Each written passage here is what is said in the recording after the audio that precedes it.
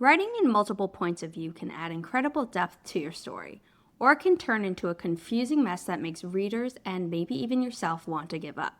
I'm Sarah Hoffman, the founder of Inimitable Books, and today I'm going to be talking about how to write multi-POV stories without losing your readers or your mind. I've seen manuscripts where none of the POVs are particularly compelling, and stories that switch POV every few paragraphs to the point that I was dizzy. But I still love multi-POV because it is a powerful storytelling tool. It just requires discipline and intention. Through summer 2026, Inimitable Books will have published 16 novels. If we don't include the bonus chapters, which are often written in a different POV than the main book, 12 of those 16 have at least 2 points of view. When writing multiple points of view, you need to remember that each character needs a distinct voice so that readers can identify who's speaking even without a chapter heading. I talked about the importance of being able to distinguish character voices in the Create Compelling Characters video, and I will leave that linked up in a card. But it becomes even more important when you are choosing a character to narrate your story. For example, From the Diary of Agnes Yeager, The Secrets of Silverleaf Academy by Veronica King is mainly told from the titular character's point of view as diary entries, where she breaks the fourth wall, adds doodles, and is very sassy. But the prologue and epilogue are actually from an Eldritch Terror's point of view, and while it is very clearly marked in the formatting, readers are also able to tell because the Eldritch Terror sounds much more worldly and is written in third person in comparison to the first person of Agnes's chapters. You don't need to use tone, vocabulary, and type of POV to differentiate each one you will be writing. That would be a lot, and you would be bound to have overlap no matter what you did. But you should keep tone in mind no matter what, because that will inform your character's worldview. Vocabulary will help speak to your character's education and history, and you also want to make sure you are considering their priorities, what they notice, and how they interpret events. A soldier is going to view a room full of strangers differently than a scientist. A teenager is going to think about social dynamics differently than their parents, in all likelihood. Voice distinction also includes sentence structure, rhythm, what details they notice, internal commentary, how they interpret others' actions, and their own emotional responses. These differences should be so pronounced that if you removed all the names and chapter headings from your book, a reader would be able to tell who's narrating. And remember, voice includes what the characters don't notice. An artist might be absolutely enamored with the sunset that a detective might completely ignore.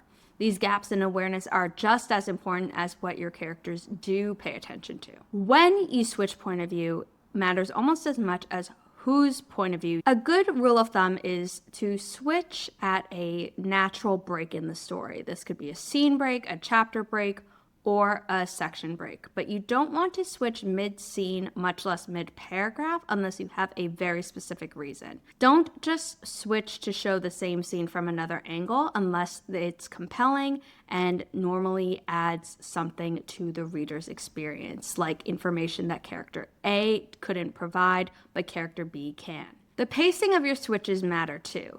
If you have 3 point of view characters and one disappears for 100 pages, readers might forget about them and then not enjoy when they come back. And just like in a single point of view story, you need to think about emotional and plot pacing. If you had an intense scene in one point of view, switching to a different character in a quieter moment will give readers breathing room. You don't need to keep the same emotional intensity from one point of view to the other because the reader is receiving a single unified experience. You could have a cliffhanger in one point of view and switch away to build suspense and make readers eager for more. Also, think about the structure. Some books alternate points of view in regular patterns, and this will create rhythm and reader expectation. Others switch based on plot needs, which can feel more organic, but definitely requires more signaling. Choose your approach deliberately and understand that in revision you might end up having to change your mind. But a lot of romances have the strict alternating point of view pattern. This holds true for my currently self-published books, and some are switching in chapters and others switch by scene, but it is always alternating. One of multi-POV's story's greatest strengths is controlling what readers know versus what characters know. This creates dramatic irony, which is when readers understand something characters don't. In my self-published debut novel, the male main character knew more than the female main character.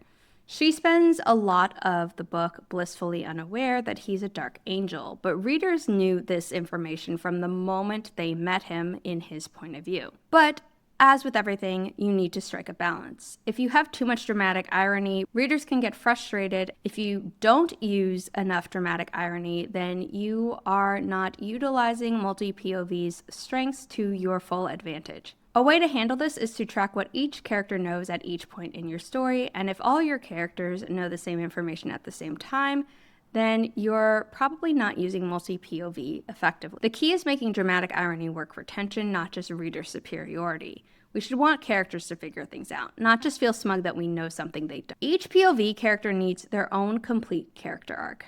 They can't just be supporting players in someone else's story. I mentioned this in our villains video, but no one believes that they are a villain in their own story, and they also don't believe they are a side character in their own story. So this means that each point of view character should want something, need something different from each other, face obstacles, make choices, and change by the end. Even if they're not your protagonist, they're the protagonist of their own point of view sections. A common mistake is having one real protagonist and other point of view characters who just support them. You can test this out by outlining each point of view character's arc separately. Does it have a beginning, middle, and end? Do they change and grow? Do they make meaningful choices that affect the outcome of their stories? And if not, reconsider whether or not they should be a point of view character. In our forthcoming Thanks for Watching by Kate Kavanaugh, there are actually 11 point of view characters. While they interact with and influence each other's lives, pun intended because they are social media influencers, each character has their own trajectory and complete arc in the story. Some just end earlier than others because they are being picked off one by one. The arcs in your story for each POV character don't have to be equal in scope or page time, but they have to be complete. Readers should never be confused about whose head they're in. This requires clear markers, but not just formatting ones. In The Storm Gathers by Malin Holiday, almost every chapter starts with a POV character's name.